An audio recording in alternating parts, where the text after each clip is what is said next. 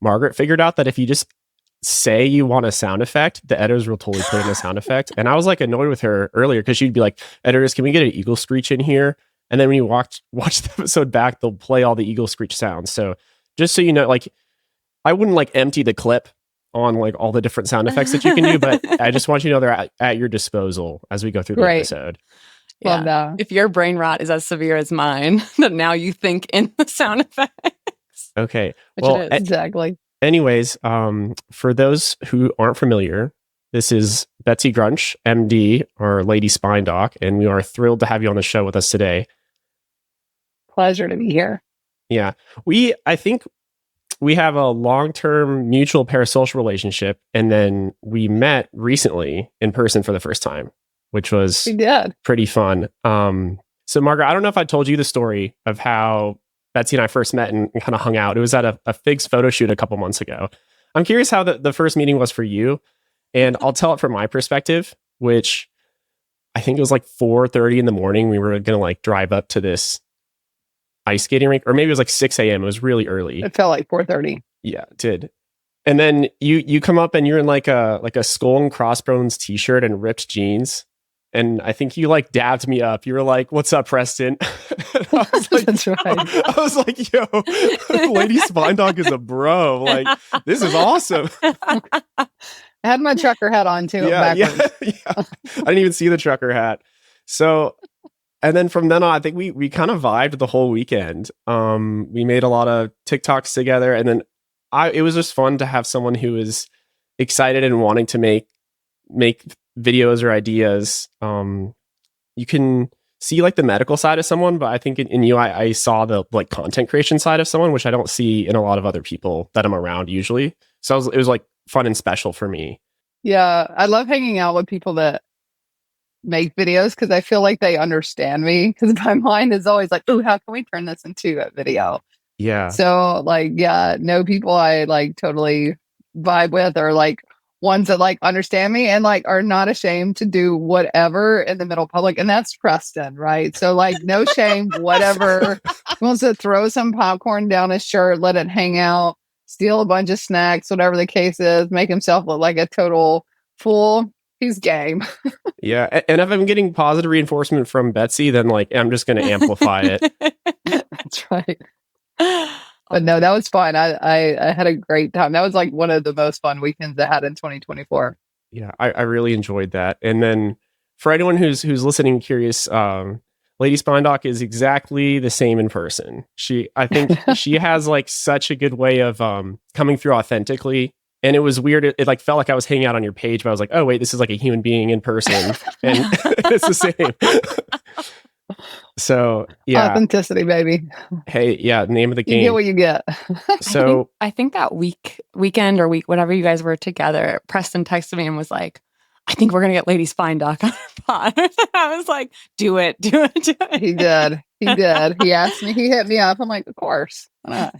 Yeah, Margaret's in my ear the whole time. She's like, "Be cool, Preston. Whatever you do, don't make an idiot of yourself." And I'm like, I'm doing so well at 16 it. Like, bags of popcorn stuffed in my shirt. Like, okay, yeah, I'm on it, Margaret. Like, this is working. Exactly. So today, we are going to be talking a little bit about pain. But before we get into that, and it's a rare opportunity to have someone else who creates content on this pod. And so Margaret, if you're not aware, also makes content. She's a fourth-year psychiatry resident, and she does a lot of kind of like blogging and like inspirational things. So you can probably speak more to what you do, Margaret. I write about creativity, basically, and like pop culture. And mine has been very different because I purposely made it to escape medicine, not to leave it, but to be like, this is the time where I get to play with creativity that I don't have to try and healthcareify it. I like love psychiatry, but it started my like intern year, but is mostly writing and not video. But yes, yeah.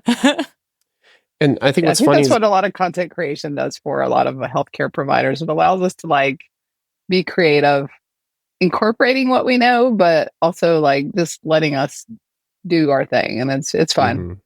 It's an outlet.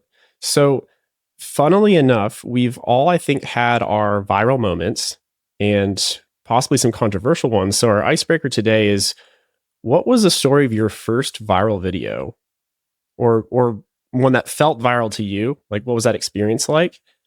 And then we'll talk about a time that we've dealt with controversy too. Okay. So it's funny you asked that because I was actually searching just about an hour ago through all my old content, and the whole like TikTok ban looming above us. I don't know when this episode will air, but today is 2 days before the supposed TikTok ban, and so just been like feeling myself and feeling very sad and reminiscing because TikTok has really changed my life. I mean, yeah, I'm on all the platforms now, Instagram and Facebook and YouTube and all those, but really like TikTok is where I went quote unquote viral and where I really grew my love of social media because it just had such a unique algorithm at the time. I started in 2020. And my first viral video, I just used it for fun during the pandemic. My PA and I were generating some content, really like creating stuff in TikTok because it's super easy to film inside. And then I would import it and like put it in Instagram just so people, I didn't have any followers on TikTok. I had like 2, my cousin and my best friend. And, but it was easy to film. So I filmed in there and then downloaded it and posted on Instagram. So we did a video about telehealth and how it's important during the pandemic. Like you can still get health care, blah, blah, blah. So I came home. We had, I'd learned a lot about filming over the past few days. And so I'm like, I'm going to film a video about being a female neurosurgeon. And it was that magic bomb trend. It's like, and then you do whatever. Dun, dun. Yes, yeah, like dispelling facts. Okay, I got you. That's right. And you're like putting facts on the screen, right? So I just put up, a bunch of stuff about like things that you get asked as a female surgeon. And I posted it in TikTok so you could then download it and put it in Instagram. So posted it there, put it in Insta, never opened my TikTok app for a few days. And then I opened it back up and it had like, 100,000, 200,000 views, which for me at the time, that's pretty viral. And it was very wild, like the variety of different comments you got. Like it was great comments, negative comments, but it was all like it was super inquisitive about what it was like to be a female in surgery. And it was, people that commiserated with what I said and also people that were like, oh, I've never seen a female neurosurgeon. So it really inspired me to start content creation, to be quite honest. I mean, I had done some videos, but so I started looking up because I was extremely bored because it's during the pandemic and we could not operate. You're bored. So being a type A personality, I needed something to do. So why not learn how to do content? So I followed some creators and really like kind of bounced off of that, and that's kind of where it started. So it was fun, and I haven't stopped since. Yeah, that's so funny that TikTok was functionally a video editing tool for you, and you're like, oh, here's my dumping ground to get to the real place I want to post Instagram, and then almost by happenstance, the video takes off on that platform, which I think is a story for a lot of people on TikTok and how they were able to get discovered way better than Instagram or YouTube. Yeah. Yeah. The way the algorithm works is kind of, it's kind of interesting, and it really allows you to share content with more people. It's changed, obviously over the years, the algorithms on the other platforms, but it's just a really cool ability, in some good ways and bad, controversial stuff too, maybe a little. So I made a post the other day, kind of my goodbyes to TikTok, because we are 2 days out from the supposed ban, as you said. And I recall that TikTok just kind of feels like a third space to me. Like going here and sharing stuff, it feels like hanging out with my friends at the park or the coffee shop. The way that the algorithm can kind of make a community feel tight knit is so different than Instagram or YouTube, which kind of feel like TV, or like it's spoon feeding you stuff that's being pushed through. Whereas TikTok just feels organic. It's hard to describe. Yeah. I made a video recently that was like viral-ish. And it was just like, there's this bench that is loved on, very much in the like pop culture side of TikTok. That is my feed and that is where I post. And like, there's this bench that's in Central Park that says "We were girls together." And it's just like a bench inscription from these 2 women who were elderly by the time that bench was built. And it's very popular across like Pinterest and all these things. But the phrase "we were girls together" has been repeated a lot on TikTok. And I posted a video that was like, TikTok let women enjoy doing like girl things without it being a negative. Like they let them celebrate the Barbie movie, they let them celebrate Taylor Swift and a whole bunch of other things, versus only letting women be there, made fun of for liking classically feminine things. And all of the comments are like hundreds and hundreds of like girls and women being like, I was postpartum during this part of my life, like in 2021. And this app, I feel like, saved me. Like I learned so much. I got out of an abusive situation. And so much of what TikTok has been to people, I think also based on the timing of when it became popular, like during everyone was at home and scared, and it wasn't as like kind of masked as maybe some of the other social media platforms are, have made it a really incredible place for a lot of people. And a third space, Preston. Yeah. So, and we've talked about the ways that it's incredible, but there's also some negatives that we're getting at too. So, Betsy, I'm curious, is there a time that you've been the center of a controversy or fear of getting canceled on TikTok or on the internet? And what has that been like? Yeah, definitely have had moments where, maybe phrased something incorrectly or, maybe talked about something without full acknowledgement of what that really meant. And even times where I thought something was funny, you like to post humorous content. I like to post humorous content. So sometimes the things we think is funny in healthcare can be construed by, a patient or consumer of healthcare as not funny. And I have gotten much better at identifying what can be a trigger and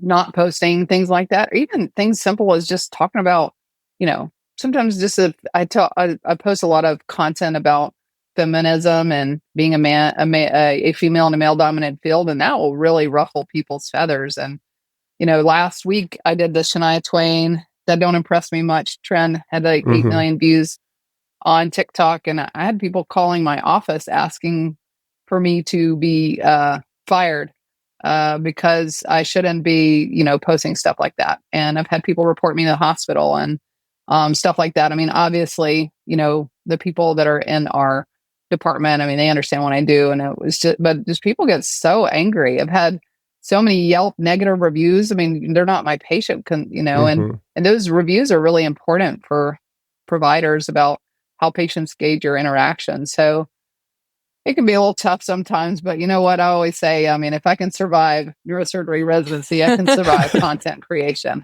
So I'll be all right. Yeah. I don't know. It might be harder. Nothing a Yelp review can do. Yeah. It's funny. It always felt disproportionate to me. Like you saw something you didn't like, so your response is to try to like come for my career. You're going to try to like disparage me on Yelp because you didn't like my Shania Twain lip sync video where I talk about being a surgeon. Like, what? Yeah, there was another one too where I said, like, in medicine, and I'm sure Margaret can commiserate with this comment, but like, I mean, you're a physician, you're a female, and you get mistaken for a nurse. I mean, daily. I mean, it's not, and that's not just related to physicians. I mean, it's physical therapists, occupational therapists, and the whole point of that is gender bias and how any female in healthcare should be a nurse.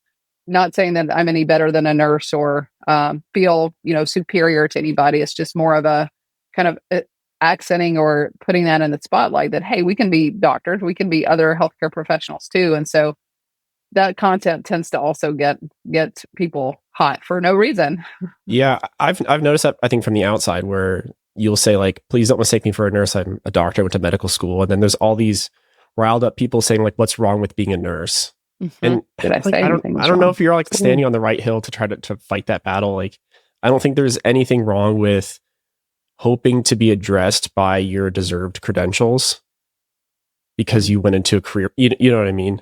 And then I've always been kind of like curious about that. Like they view you're trying to kind of stand up for yourself as an insult to other careers or other fields.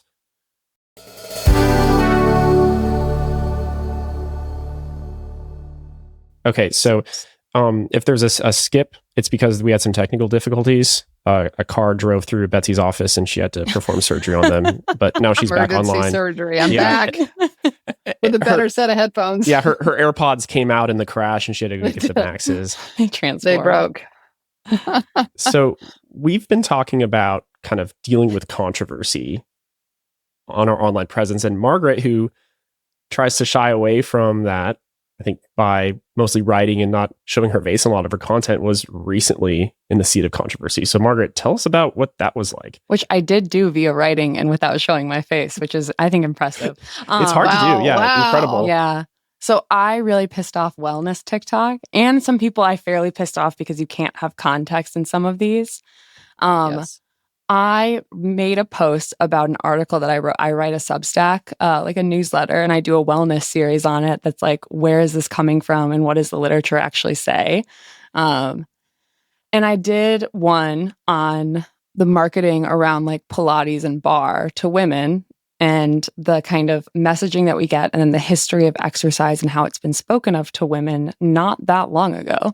And that there's been lots of mythology. I know you're smiling. I was looking at some of your videos and I was like, she's going to have thoughts on this. But, and I come to this very naturally because I used to teach bar. I almost did PM&R instead of psych and did a lot of pain rotations. But had my own like general mild low back pain in med school and intern year, and went to PT and then fell down the research rabbit hole of kind of like, wait, why is this happening? What does this look like? And like fell kind of into the exercise science world. And so I made them very mad because I basically drew the illusion that it's like, if men were offered an effective medication for a problem and women were offered placebo at a system-wide level, we would be mad. Why aren't we with exercise? Was the title of the article. And that made them mad. I knew it would make some people mad. I didn't realize the extent it would. And I say in the article, like, I think Pilates and bar and like low impact exercise has a place, but all of this like low impact, lower your cortisol, does not take into account the actual research around like osteoporosis and prevention. And like, I'm sure you probably are familiar with like the Lift More study in terms of like this idea of movement fragility and pain that causes people to have more pain, more weakness. And that is a problem for women, especially if they're under BMI'd, under muscled, and would like to have functional lives and not broken hips when they're 60s and 70s. So right. I made people mad, but I stand by it. And in the comments, I just have said, give me a citation and I will go read it and I will redact if I'm wrong. I'm sorry. Oh, no, you made people more mad by doing that because they know they're wrong. No, a lot of them actually loved that. They were like, because I went and read the articles they would cite and be like, this is a poor article, or like, this is a fair rebuttal. But yeah, they didn't like that. I just picture Margaret standing on a hill with the mob and she's like, if one of you has a citation, I dare you to step forward. Any one of you. Like, she's just pointing around and they're all like, they're afraid because they're armed with their snake oil and they can't approach snake Margaret. Oil. I still do Pilates and bar, and I say that in the article. I'm like, it can be good for pain. It can be good for like first developing muscle or for just like exercise daily, but it's not going to be as good for your bones and muscle building as like a regular progressive routine. And they hated that. Yeah. I'm hearing something that never goes over well on the internet in your answer, which is nuance. Hate that. Yeah. It just, you shouldn't have tried to include nuance, Margaret. Yeah. I got a kick out of it. I won't lie. Yeah. I feel like because I'm like, this was like 2 weeks ago, and I was like, well, the app might be gone soon anyway. Yeah, just go down with the ship. It's kind of fun to argue with people. So depending on your mood, it's especially when you know you're right and people are dumb. It's a little satisfying sometimes when you have science. Like, I can't be like aggressive as a woman in psychiatry and medicine anywhere else. Whereas with this, I'm like, you know what? I am going to cite you. And like me being aggressive is me being like, read this paper and get back to me. And it's like PMID 017. Boom. Yeah, exactly. I know. She was giving me live updates of this. I'm like in clinic and I check my phone. It's like, Margaret just goes, I pissed off wellness internet. I'm like, what? And she's like, I'm fighting back. More to come. I enjoyed it. I did debate in high school, or like I did like debates, so I liked it. She goes, send back up. Never mind, don't send back up. I have the situation under control. I'm like, okay, have fun, honey. No, as surgeons, we actively seek out controversy as surgeons. We love it. Really? You want to argue with us? Bring it. We will win. I was raised in an internal medicine family, so like I'm like, let's go. This like we're gonna make dark jokes and we're gonna argue about evidence for things. Preston, what's your passively, 10-page note about it? So my most recent controversy that I had to think a lot about was kind of knowingly walking into this. So I was trying to like combine some of my like attempted acting chops with like teaching. So I was like, oh, I can do a video where I'll imitate what some aspects of personality disorder look like. So I think I made a video that was like, POV, you left the party with your cluster B boyfriend or something. And so I kind of went through a lot of the classic things, the way they externalize and like put pressure on you. Like, look at this, I'm yelling at you. Look at what you're making me do. Like, I hate yelling at you. And now I'm doing this thing to you because of the way you behaved. You know, I'm not responsible for my behavior, but because you didn't talk to me at this party in a certain way, I've now understood you to be an evil person. And I thought you were a good person before, but I'm not capable of navigating you being two things in my life. So actually the mask is off and you're terrible. And then as soon as she starts crying, I kind of like flip and I'm like, oh, never mind. You know, we're in this together. Like, let me build you up. Like, it's okay. You know, we're a team. I'm only saying these things to you because I care about communicating openly, you know? And so there's a lot of really nasty manipulative stuff that I was doing because these are the things I try to navigate with my patients. And it was like not a funny video at all. It was like kind of gritty and eerie to watch. And it got a lot of people saying that like, this only worsens the stigma around personality disorders and you're like mocking us and all these things. Mm-hmm. And some other people with personality disorder said like, hey, this is like very important. And like, it was like looking in a mirror and I was uncomfortable, but I'm glad you did this.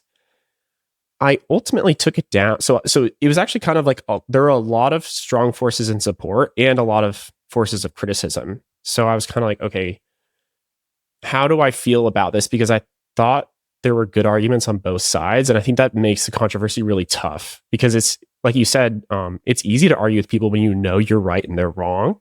But here I was like, I'm kind of questioning it. Like, I'm not sure who's right. And I took it down because I don't think I'm the right person to be doing that, I guess, was the conclusion I came to. And I think it's because I'm the psychiatrist who's treating someone, and I would hate for someone with a personality disorder to ever go online and see their doctor imitating them. Mm-hmm.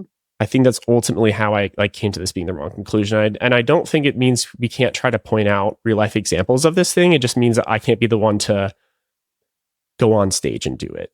So it ended up being, I think, a positive experience for me because I was like, okay, the crowd is divided and I'm not sure if the crowd's wrong. So I really need to think about this. And I made a video explaining that. And a lot of people were like, you didn't have to apologize, apology accepted. And I remember kind of feeling like, I don't think I did apologize. Like, I'm not saying I did this terrible thing. I think I'm just kind of like reflecting out loud. So, yeah. Mm-hmm. I think anytime I've learned, you know, I try not to put content where it seems like you may be the patient, because it's tough. It can be interpreted, you know, from I wouldn't say making fun of patients, but, you know, just any type of content around like that can be difficult because you may intend it one way, but it can easily be interpreted a different way and it's challenging. So I've done that many times and it's better to err on the side of taking it down because you don't ever want to be that person that seems like you're not compassionate or, you know, don't really, quote, making fun of a patient that may seek your care for the same problem. So if I'm making fun of anybody, I'm making fun of the insurance companies. Everybody hates the insurance companies. Yeah. And that's a great point, which is you can't punch down. Right. I think, especially if you have a platform. And so when I was a med student, I loved to punch up to the residents or to the attendings or other people. But now that I'm a resident and I was like trying to make these like toxic med student videos that I did when I was like a third year or a fourth year, I was like, it just doesn't hit the same. Like, I feel like I'm a resident making fun of people below me. Mm-hmm. So it's almost like as I'm ascending through this ladder, the people I can punch up to get smaller until the only person left is the insurance company. Well, right. Stop hitting yourself. and I guess, yeah, or yourself. So now I can make fun of, here's my short list. Ted Cruz, the insurance companies, Lady Spine Doc, and Margaret. Those are the people I can punch up against. Yeah. And Rob is a producer. If you're listening, Rob, I'm going to make fun of you. Yeah, it's interesting. So we're going to talk in this episode about something that I think is hard to talk about on TikTok, which is chronic pain, particularly chronic, low back pain, and some about general brain health. But I feel like talking about pain is so personal. It's so heavy. People have experienced so many different things as pain patients. And I think as clinicians, we in psychiatry see a lot.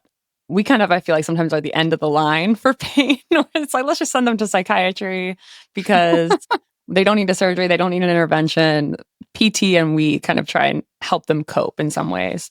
But it's hard to talk about it because I think pain brings up big feelings for people. Mm-hmm. I don't know if that's been your experience or Preston yours, but I think it's also something that there's a lot of misinformation about out there. Yeah. Yeah. As a surgeon, it's hard because, almost exclusively, I do mostly spine, and inevitably almost every patient that comes to me is dealing with pain of some sort. And they see me as an end to their pain. Mm-hmm. So they see me as a solution or resolution to their pain. And so it's really easy as a surgeon to look at someone's imaging and be like, it's not that bad. I don't know why they're in so much pain.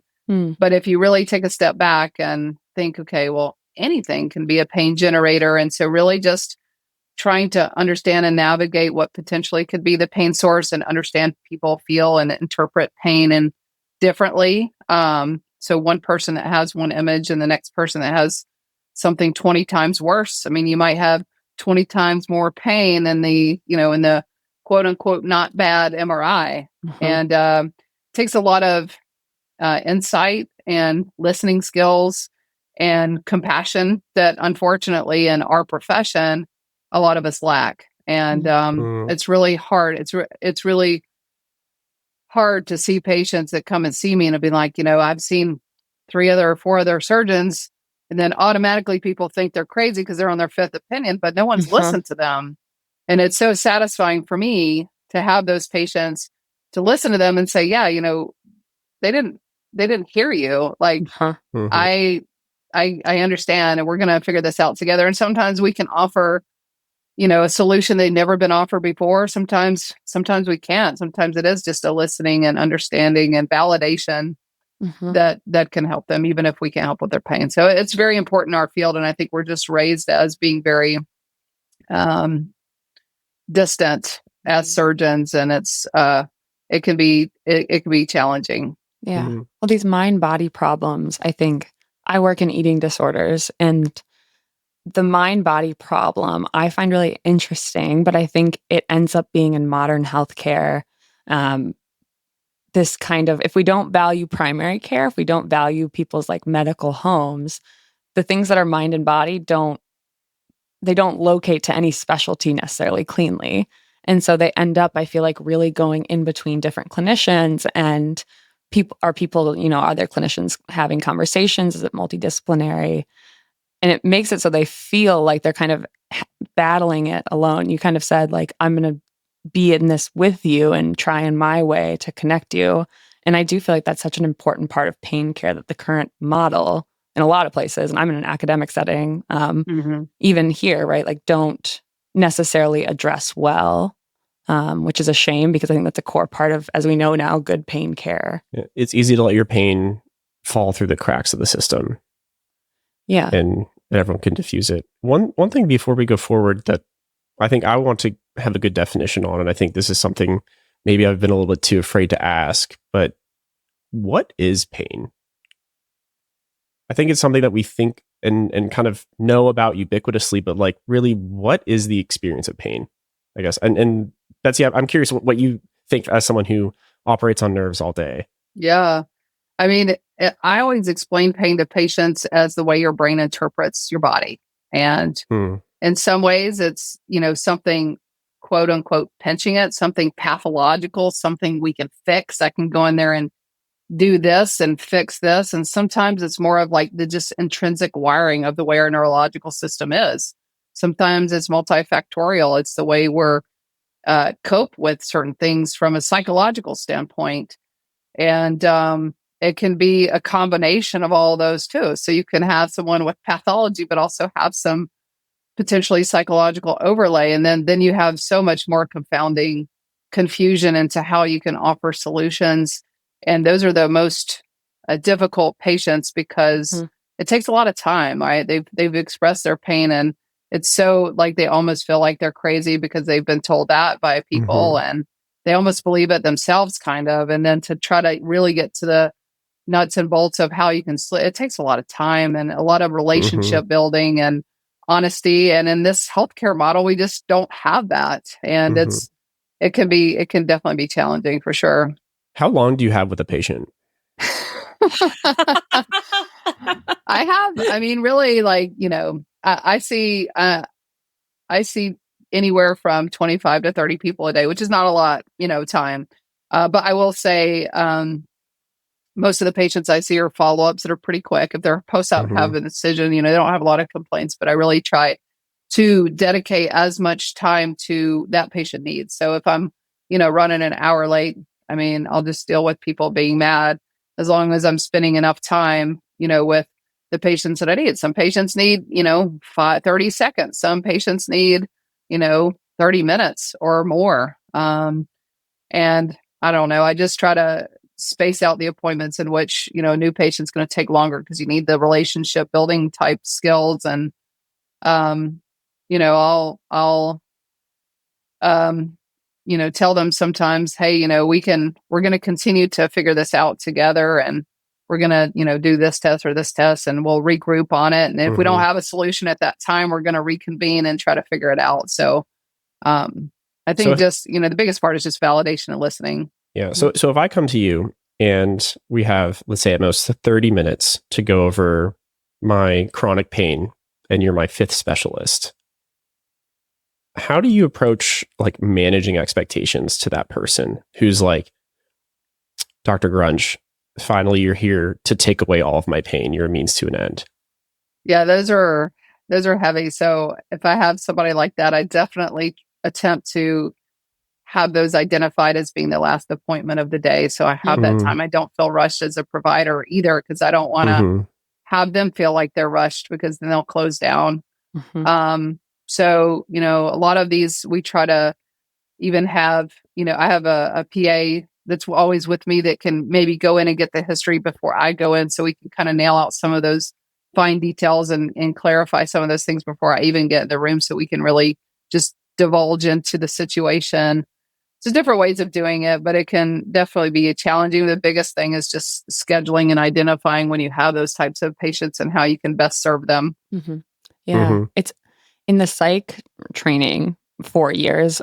So Preston's a second year, I'm a fourth year. Generally speaking, third year is the year you mostly do outpatient care, which is when I feel like this question rises for us the most, of scheduling. And it's interesting that we both maybe think of the outpatient part of our work similarly, where it's like, if someone's coming in and there's kind of like a lot of things we need to do together, or maybe it's hard for them to tell their story for any number of reasons, and hard to hear responses. Like, I put those patients at certain times so that like the whole day can go well, but that there's emotion at the core of any, from psychiatry to neurosurgery, there is a lot of emotion at the center of what we're doing. And I'm curious what you think about your training in, as you've mentioned, as you've talked about on TikTok.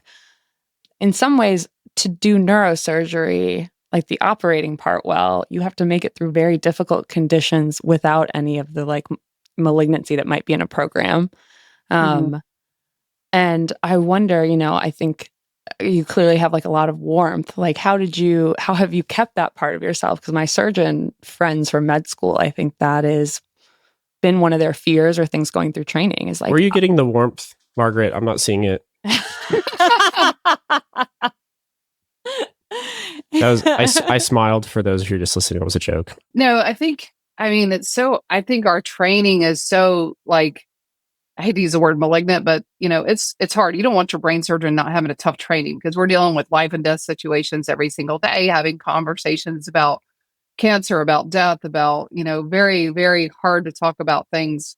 So we are trained to be kind of separate from our patients, and to like have this boundary, and to break down that boundary into we seem cold, because you have to separate yourself or else you'll crumble. I mean, during residency, during the hours, during the cases, during the stress, during how you're treated from your attendings, The conditions your patients have, it's so challenging. So yeah, I mean, you become accustomed to being cold and short. And unfortunately, we deal with patients that don't need that from their provider. So as I kind of started, I mean, that's how I was taught to be. That's how all my attendings were. So I thought that's how it was supposed to be. And I realized very quickly that that wasn't the way to really relate to patients. And so I just, learned how to be myself around these people and gain and their trust, and just take my time to talk to them and kind of go back to my roots of why I went to medicine to begin with, which, was to help people and to really like take my time to, try to figure things out, what I loved about surgery and what I loved about being a doctor. So it definitely takes a lot of growth over your career. And I think just the toxicity of our training just sucks it out of us sometimes. So I've been out for, almost 13 years, 12, 13 years. And I've gotten better at it. I really think social media has helped me understand people too, because I can see how millions of people will interpret one thing I post versus if I'm talking one-on-one, I can only see one reaction. So it's just helped me be a better communicator and be a better doctor, I think. It's like a crash course in empathy. You're like, exactly. you're gonna get, like drink from the fire hose with how people feel about this. Yeah, exactly. So it sounds like rediscovering empathy was one of the strongest things you did to help your care. And I don't mean rediscover, but like kind of maybe it is rediscovering, soft exactly. compassion. Yeah. Is there evidence that this therapeutic alliance or empathy like helps make a difference for surgery for patients? I think I'm saying this kind of tongue in cheek because I think we've talked about this before. Yeah. Yeah, definitely. I mean, patients, have better outcomes when they feel more cared for. There's plenty of data that suggests, that. And then also on the same token, like you're less likely to, sue your surgeon if you have a bad outcome, if you feel more connected to them and understand them. And, I just think patients in general are happier with their care if they understand where you're coming from. So if I have a patient that I've spent a lot of time with explaining, hey, this may not help at all, but we're going to try. We're really going to try hard. And if it doesn't, we're going to figure it out another way. Or I go in and say, we're going to go in here, we're going to fix this, we're going to do this, and you're going to be fine. And then they're not, they're going to be pissed. But if I am more, explanatory about that, and take my time with them, they're going to feel better, even though both patients may have the same exact outcome. In the end, it's no better. I think when you're managing those expectations, one thing that comes through to me is in the first scenario, we're saying we're going to try really hard and conquer this together. It feels like you're both on the same side, and then the pathology is on the other side. Whereas in the second one, I'm going to come in and rip out your pain. It's like you're on the opposite side of them, and you're just there to serve them. So being able to create that collaborative relationship is so powerful, and I think I've tried to find that too with prescribing people medication for their depression or for any kind of mental health disorder at all. It's easy to be like, this pill will take away your sadness. Like, you've been depressed for 20 years. Well, have I got news for you? Like Lexapro 5 milligrams is about to change your life. Like I try to avoid those kinds of discussions. I say, you're going to take this pill. It affects serotonin. In about a third of people, it can be like putting on glasses and they see for the first time. And about a third, it might not work at all. And if that happens, then we're going to try something else. But these are all the different outcomes that can happen. Yeah. And in chronic pain treatment, so my fourth year of med school was spent during COVID, mostly in like chronic pain treatment settings in St. Louis. But in like the pain psychology approach, and I think the approach for PT and all these things is like, it's very important for chronic pain to have a like patient doctor, patient clinician relationship that is co-collaborative and also emphasizes not passivity, but activity on both sides versus the kind of the doctor is going to do something to me that is going to get rid of this pain, at least in the chronic pain setting. So I feel like that relationship too, right? If you have a relationship, there can be more of the back and forth. Whereas if it's, I don't feel connected to you, it's hard, I think, to help a patient find where they can be active around the very real burden that is their pain. like you're not doing surgery to the patient, you're doing surgery with the patient. Yeah. If that makes sense. I think it's easier in psychiatry, but it's even in surgery. I mean, what I've heard from surgical outcomes like of recovery is like, I wonder, Dr. Grunch, what do you think like of when you think of someone who you feel like, or from the literature, think that their pain response to a back surgery, when they've struggled with pain and it wasn't like an acute accident or something like that. I know there can be many different things, but what are the things that you think are good predictors of being able to move out of chronic pain after a surgery?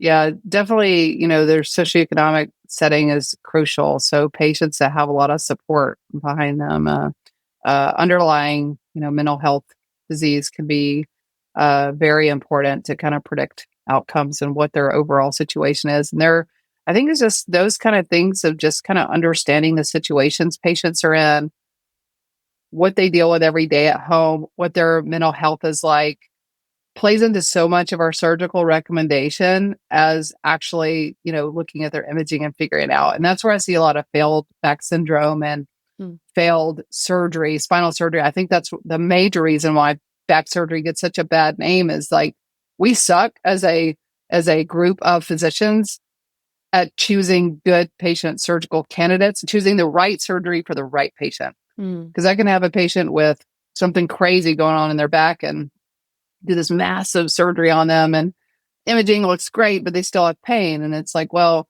they didn't have time to recover. They didn't have the resources. Maybe they weren't medically well, or, you made them worse because now they're dealing with other, complications. And so as so much that you really have to divulge into that we just don't take the time or effort to do. Yeah. Well, and to your point, right? Like even in medical school, I think about different trainings. Like there's so many areas like this in medicine.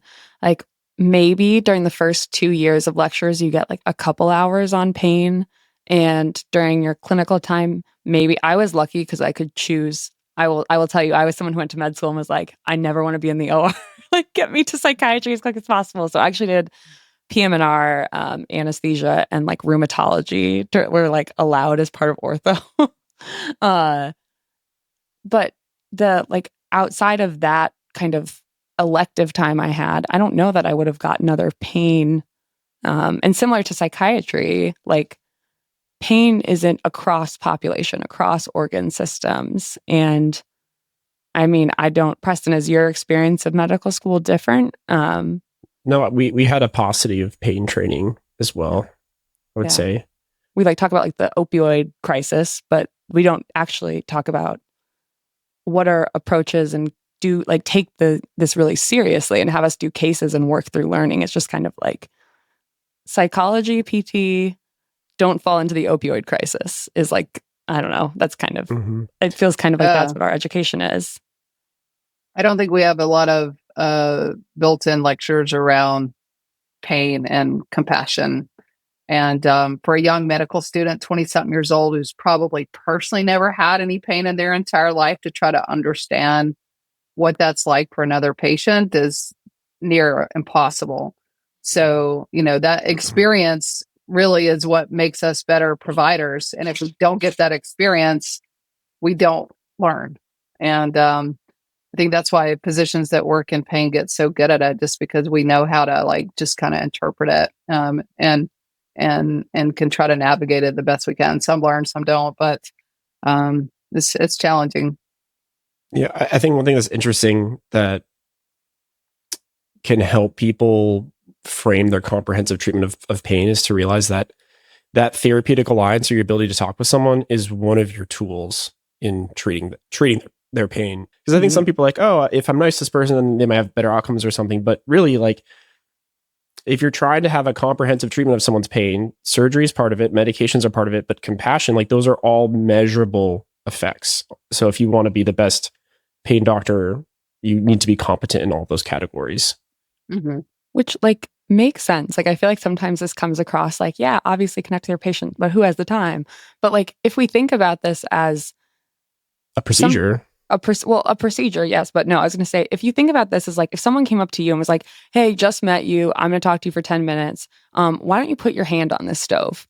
let's just see how that goes. Like, that is what it feels like for some people who have chronic pain when we suggest like different things or going to PT. It's kind of being like, well, why don't we just see? And they're like, that hasn't helped before. It's burned me before. And we're like, this is a special stove that will not burn you. And it's like, we know that. Just trust me, bro. Like, and so it like makes a lot of sense. I feel like if you actually go to the mental space, but again, you know, when are you going to have the time to do that? And in your training, when are you going to have the time, unless you're forced to have that experience yourself as the patient or as the family member of someone struggling with these things? I've found it the easiest to communicate with patients when I try to put myself in their shoes. So I try to really just kind of, any patient I see, any surgery I recommend, what would I do if I was in their situation? How would I want to be treated? Or if this was my mom or my dad or my son. And that just, I think it kind of helps me put some reference back into how I can attack the situation better. But, you know, it also takes a lot of time or put yourself in a situation that may make you uncomfortable. So empathy takes energy. It does. It's a lot of effort to sometimes we're not ready to be empathetic. Let's be honest. Yeah. Had a real shitty day at home, and you come to work, you're like, I just need to get through this day. And then you got somebody that's complaining of pain. You're like, Yeah. Like, nah. It's hard. So I know you mentioned that your field has a problem matching patients with their correct operations or the operations they should get. You said right patient for the right kind of surgery. And that might be a reason why back surgery gets a bad rap. What are some other misconceptions or think common false beliefs people have around back surgery and pain?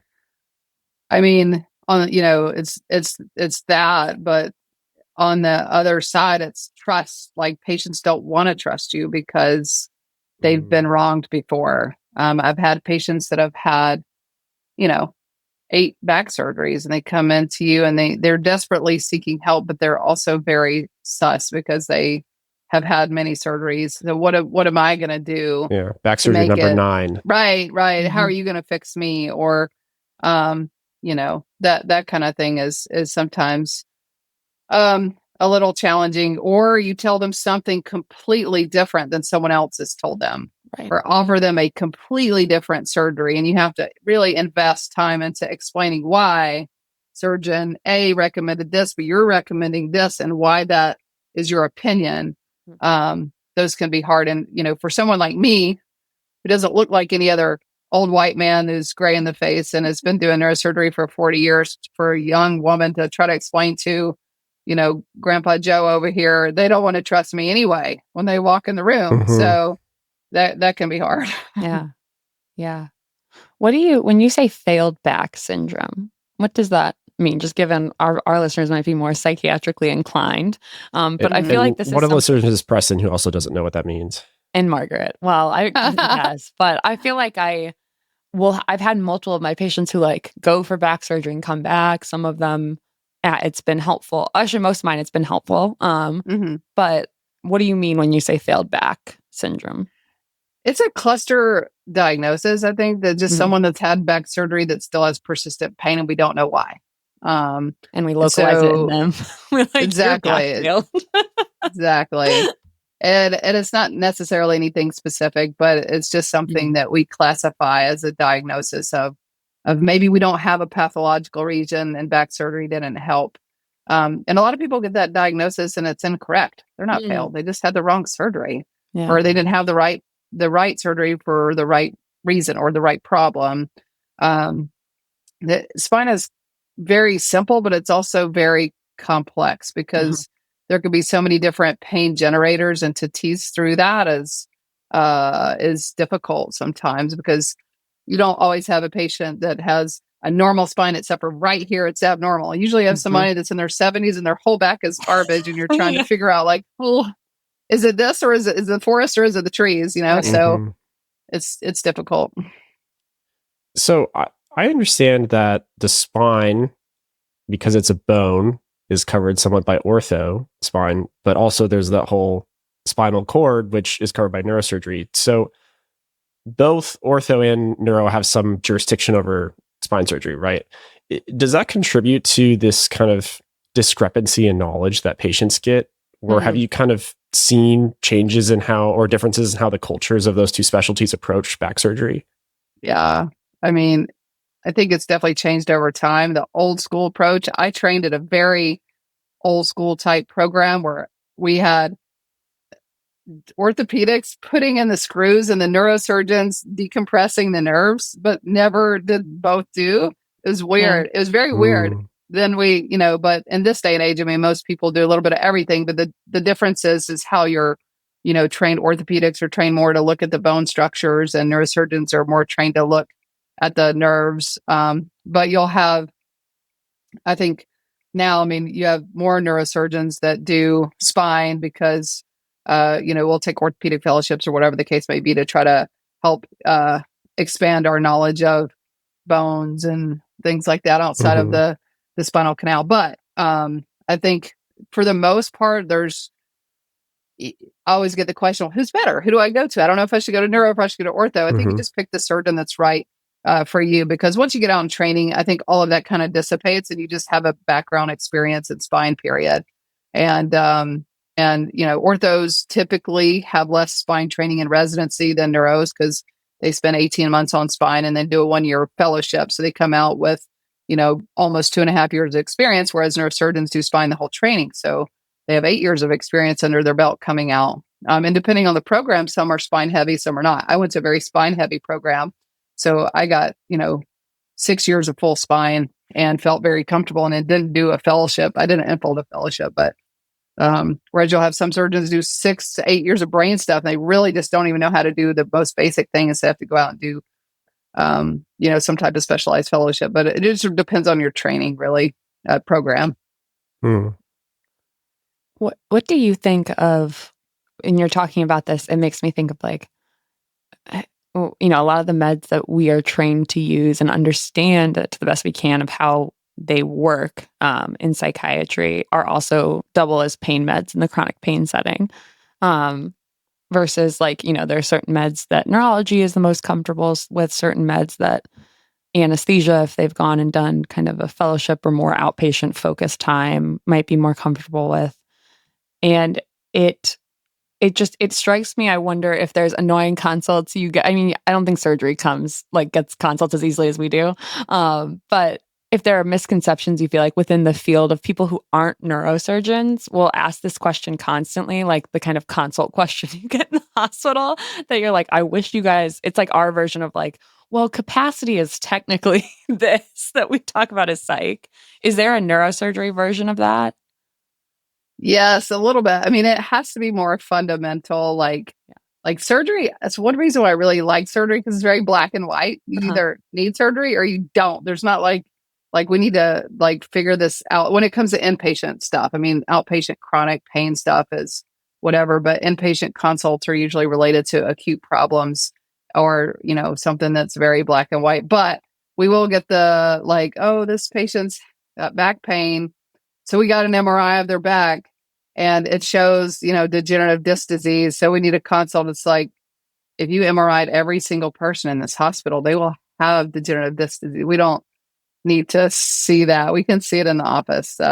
So that's usually the most annoying stuff we get. Shunts, we really hate shunts, but because everyone wants to point to the shunt as the problem for anything, anything. I'm guilty of that.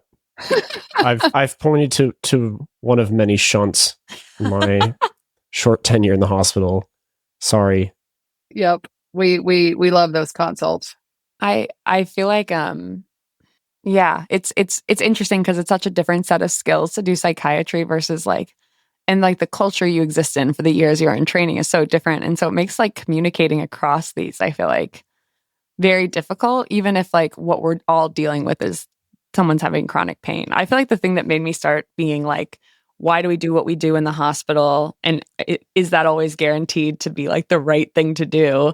Was reading on a PM&R rotation that we took images of people with back pain and people without back pain, and we correlated that to if they were going to have image findings on their spine. And it was not correlated. Like you could have a very funky back and no pain, and like a perfect spine and pain. And that made me be like, okay, which I feel we should care about. I mean, that's one of the things Preston and I originally became friends over, was like, what should psychiatrists care about or be trained on in terms of like which neurons we care about? Because historically it's been like, psychiatry, you guys get the illnesses that have something to do with the brain that we don't really know what's going on. And now in the modern era, luckily, that's becoming less clear of a distinction. Preston's much better than I am at reading MRIs, I will say. But like this question of like what is a coherent psychiatrist interacting in the system? But I mean, to put that backwards, like what do you think are there skills that you wish that neurosurgeons had in terms of how they operate within the system? If we think about really good patient care from a systems level, that you think in an ideal world, this is something other skills neurosurgeons would be trained in addition to the operating room? I mean, it'll go back to the things that we've discussed already, is just empathy and listening, and just being better listeners and engaging. I mean, Preston talked about the punching up and punching down type things that we experience on social media, but I think the same thing goes in the hospital setting. As neurosurgeons are often think of like the top of the chain, right? And so they're treated like that, and sometimes we have that ego of like, oh, no one can talk to me that way, and no, patients can't do that, this, that. So it's almost this like ego complex that some of us have too, of admitting when we're wrong, or don't want to seem weak, or don't want to seem soft. Yeah, I mean, it's just it's kind of like just the way we're Darwinism almost. So you guys definitely scare me of all the brain people the most. How would that go over if we tried to incorporate like therapeutic listening didactics in a neurosurgery I'd program? love to see it. I'm picturing a Glockenflecken like skit right now. Yeah, I can just picture myself being like on the screen, okay, guys, here's a validation, and then like groans throughout the crowd. Groans would be nice. Yeah. Tomato. Maybe walking out. I'm just getting nailed with spitballs as I try to explain like how to affirm someone's pain. Get out of here with your tweed and your feelings, psychiatry. Yeah. I think it's so I think easy it's becoming more culturally accepted though, which is great. Like we're talking about, that's what I love about this new generation of folks, is like they're making us talk more about the things that we would never talk about back when I, trained. And like my current generation of providers, it's interesting the shift that you see. You'll see people that are, treated one way, but realize that was wrong. And so they're making changes to make it better.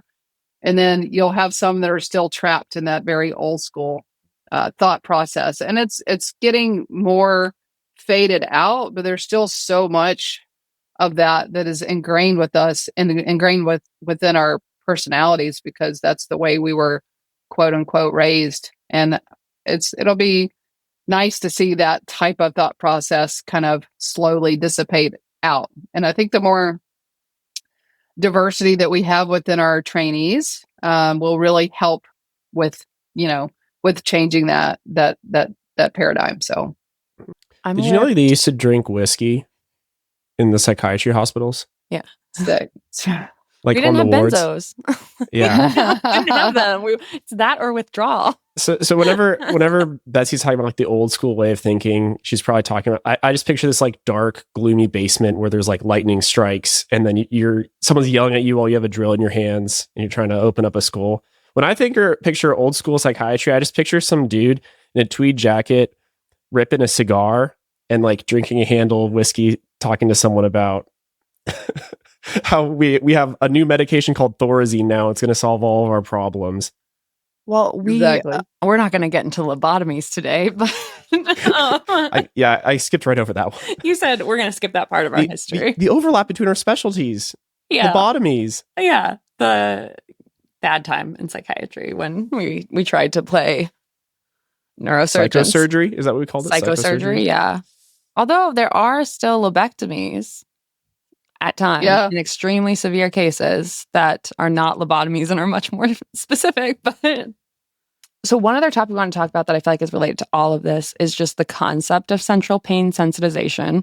And kind of if you talk to how you explain that to patients or how you think about it, just because I think it is sort of the concepts in the neuroscientific understanding of like what makes patients be more at risk for pain. Are you familiar with this, or are you asking me or Preston? Sorry. Oh, I'm not well, actually, let's start with Preston. Preston, let's yeah. What's central pain sensitization? Next question. Period. I asked Preston earlier, I go, what's your clinical experience with treating pain? And he goes, I once sprayed myself with bear spray. and I also broke my arm because I fell off a horse.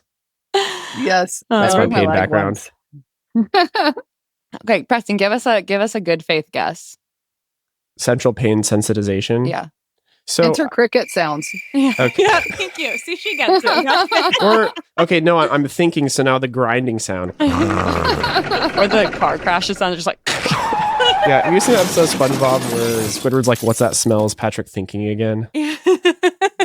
No, actually. So here's my guess. Central pain sensitization sounds like there's a difference between central and peripheral pain. So I'm going to imagine that central pain has something to do with your brain's subjective perception of whatever input comes in from the outside. Exactly what I was going to say. So if I could become more sensitive to that, there may be the same level of input coming from my nerves, but it's going to be amplified in how I feel it. And so something like depression, I know, is going to make someone subjectively perceive a higher intensity of pain. So I would say that central pain sensitivity is the subjective experience of amplified pain despite no other changes in like inputs downstream, or I guess upstream. That's pretty close. Yeah. Yeah, I think cheering sound effect. Yay! Yeah, just good job. So we've had it's interesting because this type of conceptual understanding of pain in patients is now becoming almost standard clearance for some back surgery. So, I'll have patients that need lumbar disc replacement, SI joint fusion, these, classically misunderstood pain diagnoses in a patient with spine disorders, and their insurance will require cognitive behavioral therapy before they can have surgery. Yeah. And even spinal cord stimulation, which is a pain relief procedure that we perform, will almost exclusively require psychological clearance. Yeah.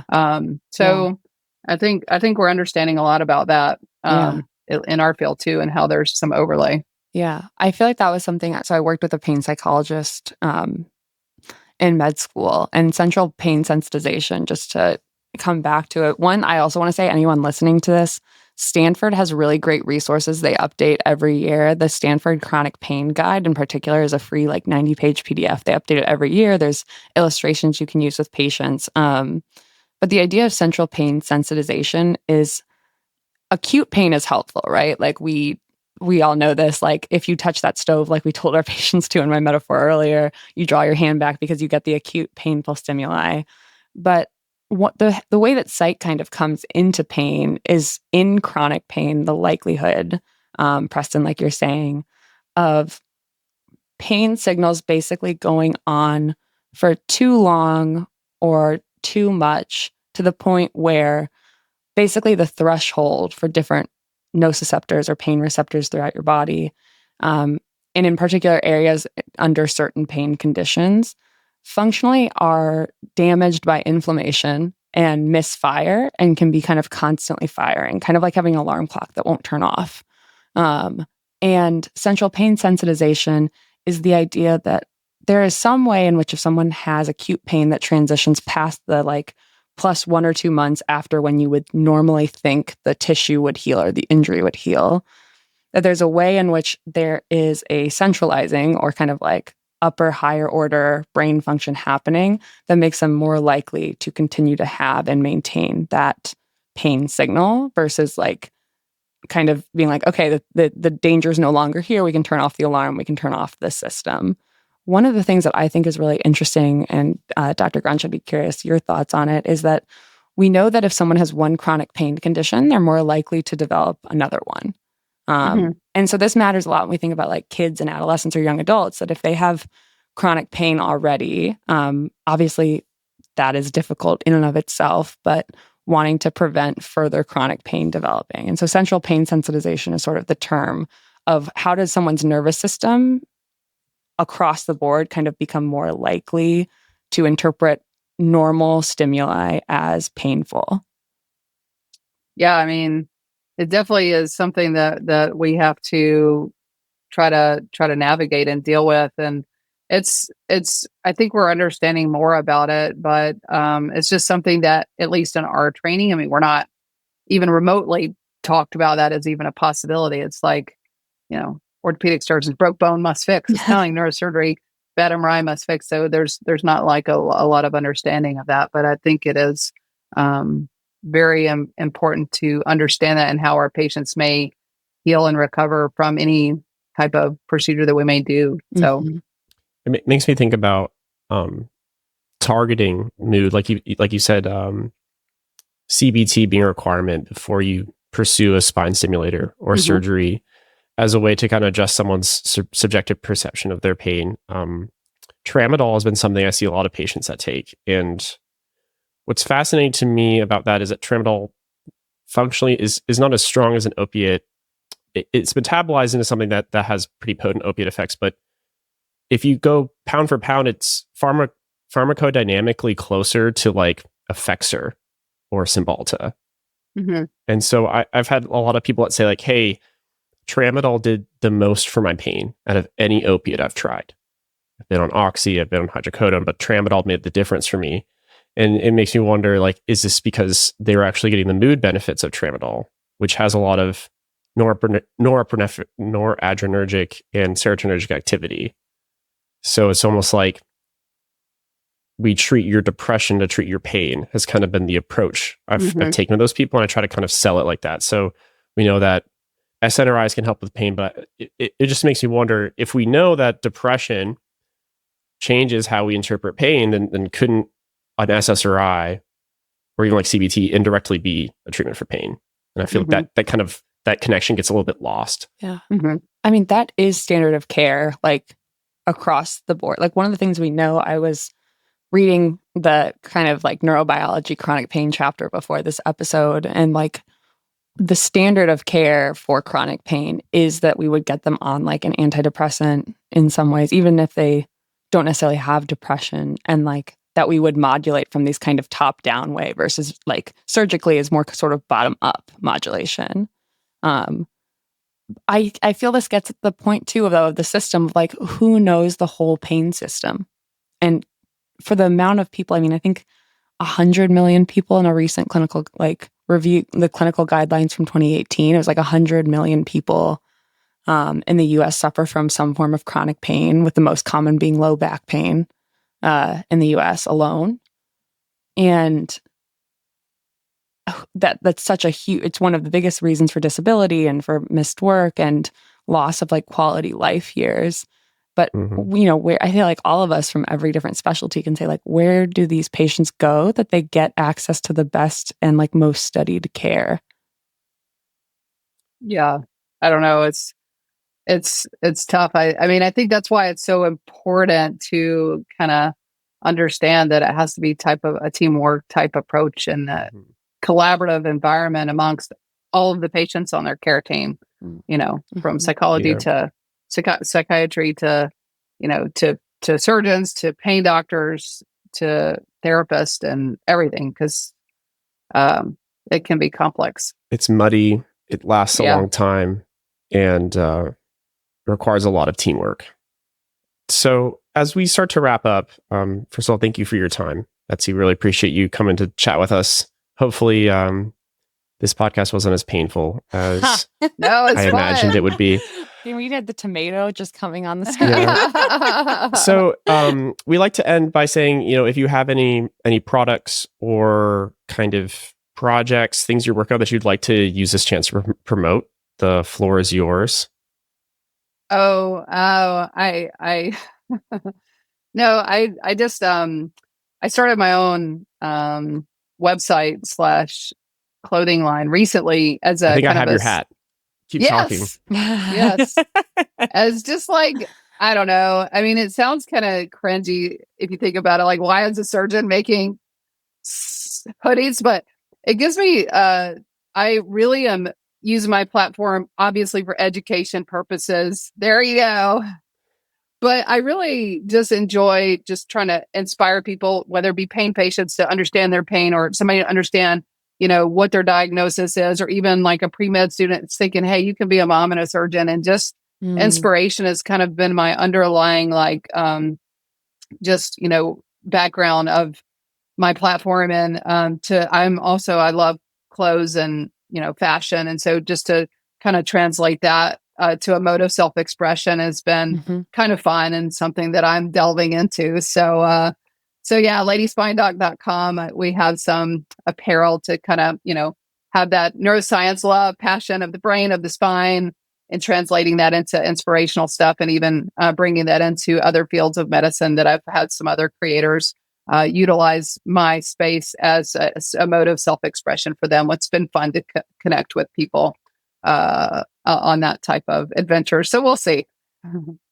And I'm wearing your trucker hat, right? There you go. What's this product called? Thank you. That is that is the, I think, Cranial Love trucker. Cranial Love. Yeah, I wear this to the gym. So emoji. I always make sure to lift a ton of weight. So people are like, wow, whoever likes to wear those hats must be like super strong. Hell yeah. Okay. Well, thank you so much for coming on to chat with us. We're going to do some outro and other transition things. But I think at this time, I just want to say, I hope you have a good weekend.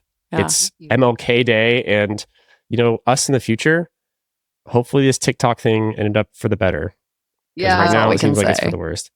Yeah, hopefully that changes, but we'll see. Only time will tell. Okay. Probably by the time this airs, we'll know. Yeah. Future us. Thank you for your time. It was great to see you. You too. Y'all have a good one. Okay.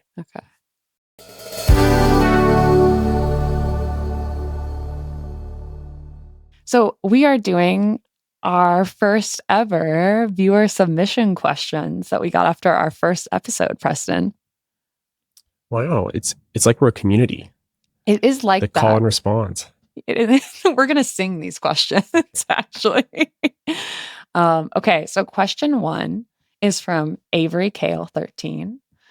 Would love to hear your takes on empathy for your patients versus people in your personal life. I feel guilty anytime I don't give someone the benefit of the doubt because I'm supposed to be understanding and caring, in quotes, but it's just different. I love this question. Preston, what comes to mind? I feel that, Avery. So I think I went through this phase towards the end of my intern year where I was like, I'm learning how to be this therapeutic doctor. So I just kind of have to be this at all times in my life. So my close friend Ridge and I, we would kind of talk after work, and our interactions would be like almost like we're trying to play therapist to each other sometimes. And then I think people had to correct and say like, wait, stop therapizing me. Like, I don't want a therapist right now. I want a friend. Right. And I think, to your point, Avery, I'm always trying to give people the benefit of the doubt in my personal life or in any kind of concept because I have this identity of being understanding and caring. I had to realize that being understanding and caring means different things in different contexts. Yeah. So when you're this kind of soft, open provider for someone during the day, you don't share any of your personal life with the patient. You're kind of closed off in a lot of ways. You try to reflect back to that patient. But when you leave the hospital, I realize that these are now bi-directional relationships where I share and then you share. And we both, so it's okay to have your own emotions because you're an active party. So I think I want to acknowledge that it is hard, but also it's okay to be human and not have to be this person all the time. I think also one of the things that's interesting to think about from like a broader or population almost perspective is that generally speaking, people who go into helping professions take a lot of stock in being helpful and making people around them kind of feel good, especially maybe people who go into mental health. There can be a a proclivity in the population of people who become therapists or mental health workers or people who talk to people who are not feeling well for a living, right? And I think knowing that going into or being in the middle of training or beyond training, that being like good by your own definition doesn't always mean making everyone around you feel good. And sometimes part of really letting the people and the relationships in our own lives outside of being a clinician, it is to kind of put down our coping mechanism of being seen as helpful. And that's a hard metaphorical pill to swallow. I know it's been hard for me, but honestly, treating patients and being in residency has made me, I think, better at real like relationship because I know what it feels like when I'm trying to hold a space for someone and make that space really what the therapy space is. And I'm like, oh, I'm doing my job right now. Whereas before residency, I feel like I didn't know when I was not being real in a relationship because I was trying to just tend to the other person exclusively. Mm-hmm. A lot of therapy to get there though, to realize that. I think a statement that comes through is I'm a good person because I make other people feel good. Mm-hmm. And if that's the way you measure how you're good or give yourself value, that can be a really unforgiving framework. Right. And people can end up chasing it and become people pleasers. Right. Without even realizing it. Yeah. I saw this tweet that was not honest either. Like it's like you're not actually letting anyone know you then. You're just trying to allay their unpleasant feelings. Mm-hmm. I saw a tweet that was like, attention all people pleasers. Name one person who's pleased with you right now. I'm waiting. Yeah, seriously. And it's hard to learn, like, wait, I'm allowed to have emotions in this relationship. Yeah. Yeah.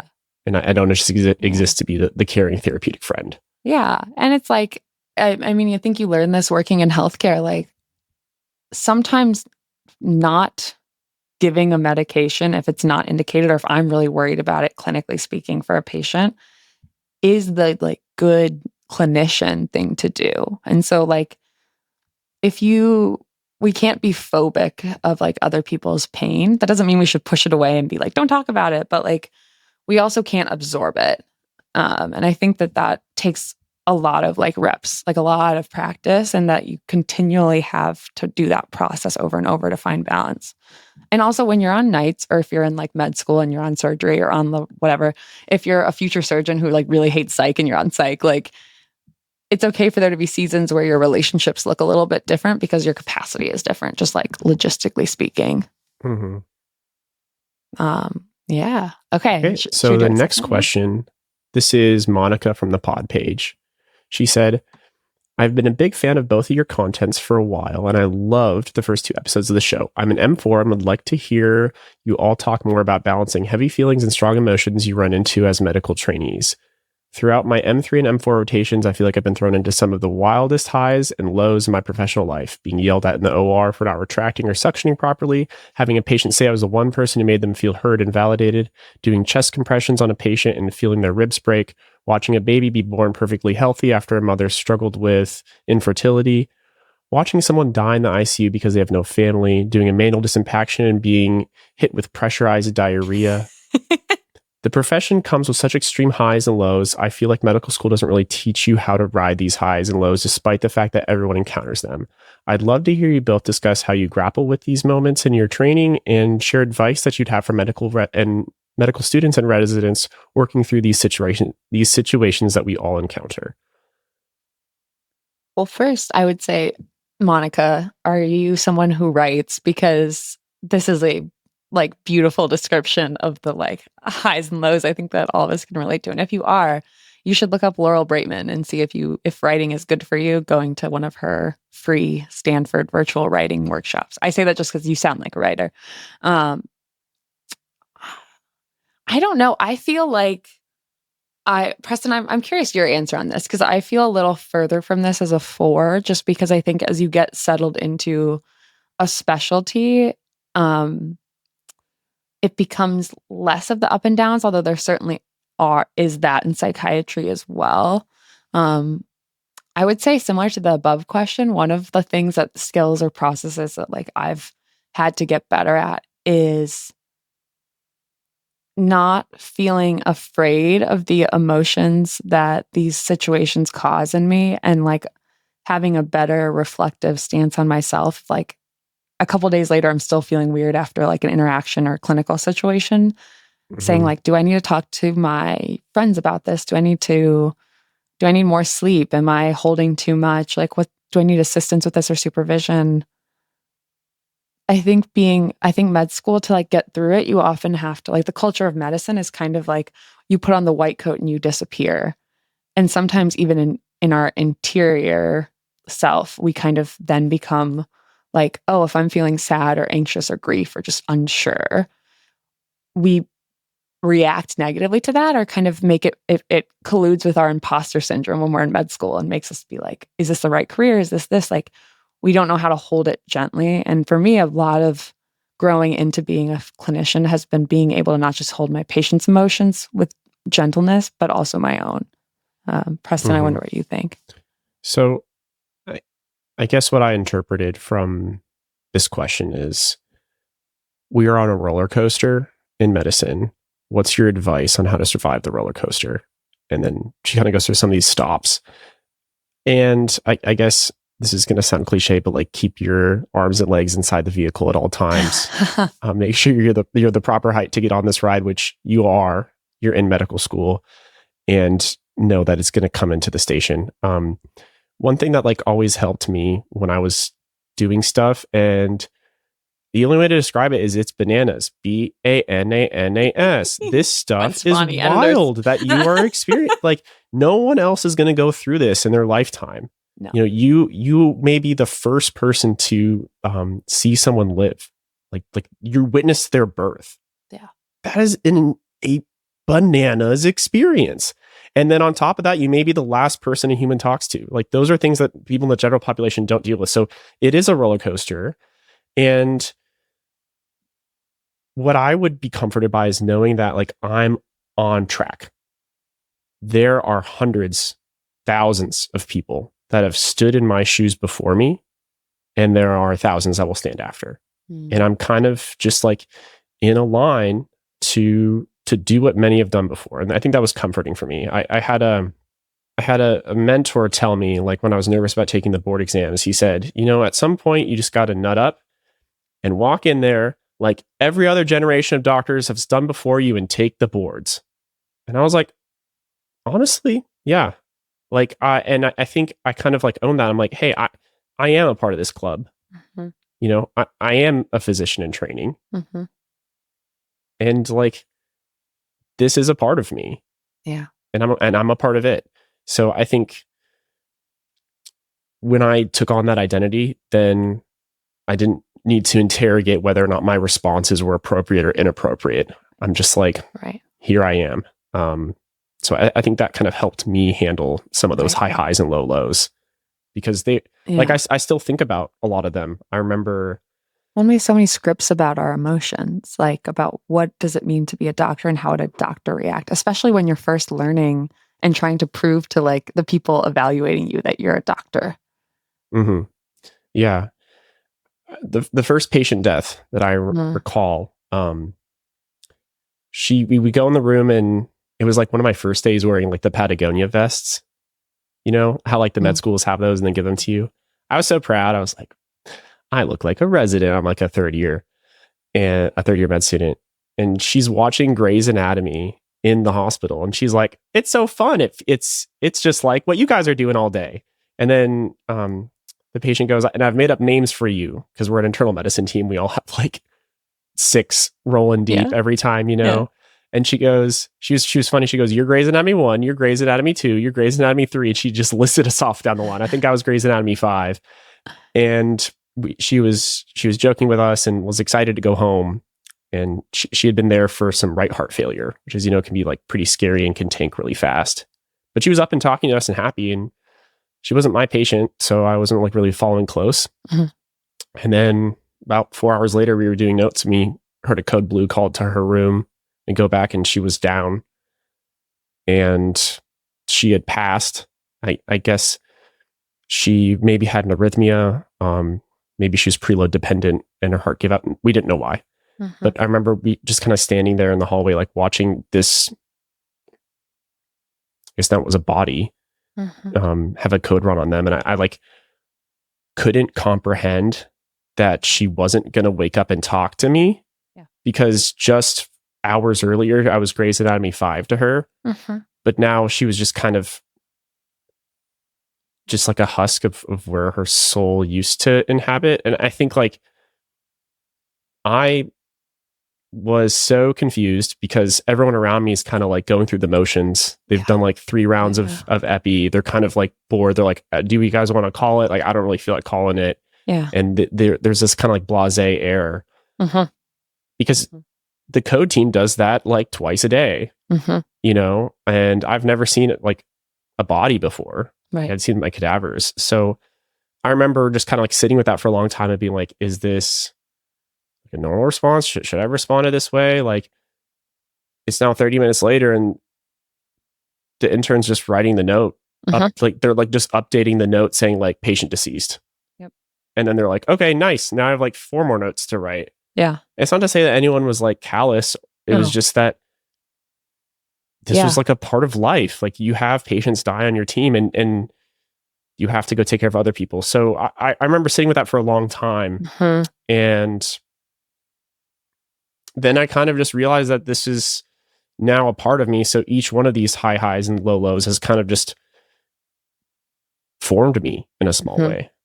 Yeah. And I've had other patients pass since then. I don't remember them in the same way, but that first one just kind of sticks with you. So I think you can own the emotions, but also know that these are formative experiences and that it's making you who you are. Right. I also think it's like, there's definitely a problem of like burnout and becoming desensitized.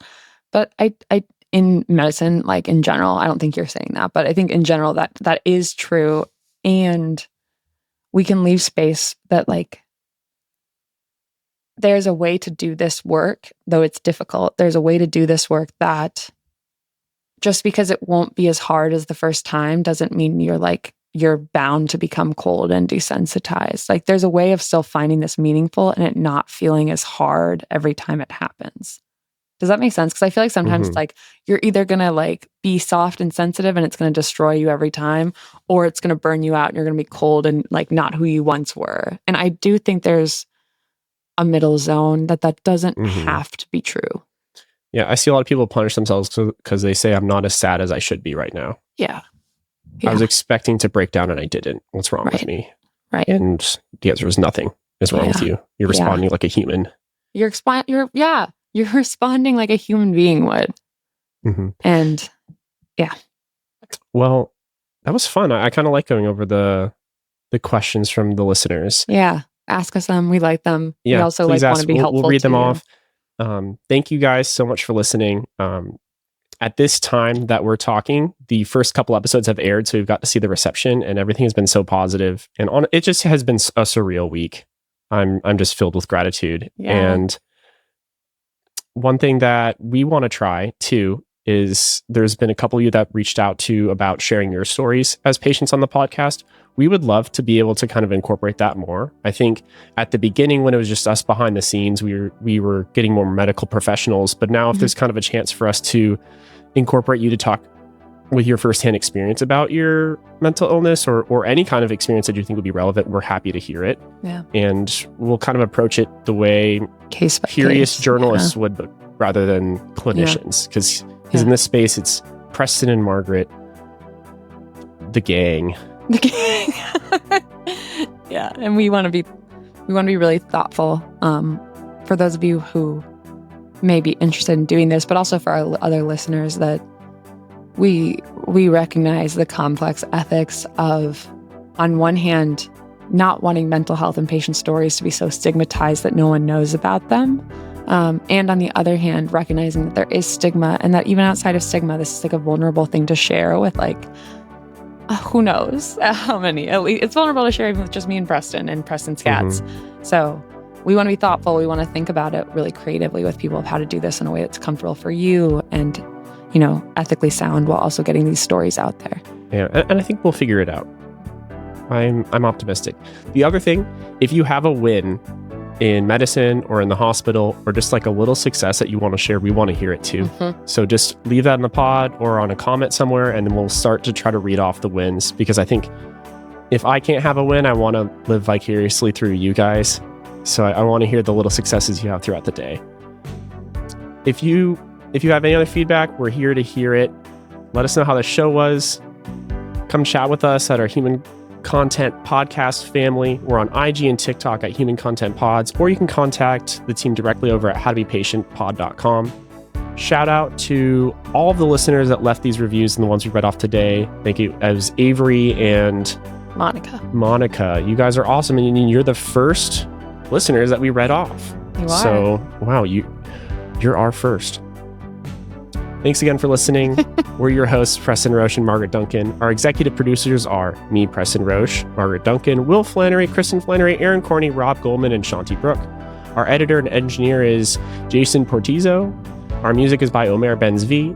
To learn about our program disclaimer and ethics policy, submission verification and licensing terms, and our HIPAA release terms, go to howtobepatientpod.com or reach out to us at howtobepatient@human-content.com with any questions or concerns. How to Be Patient is a human content production. Bye. Bye.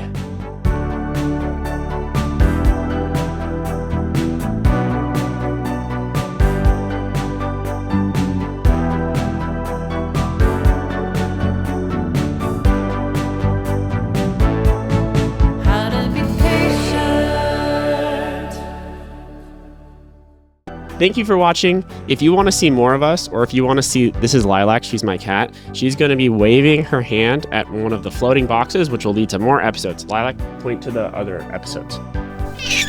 Lilac doesn't know what the internet is, but I swear they're there. They probably exist for real. But in the meantime, I'm just going to pet Lilac, and then I'm going to go dance in the background.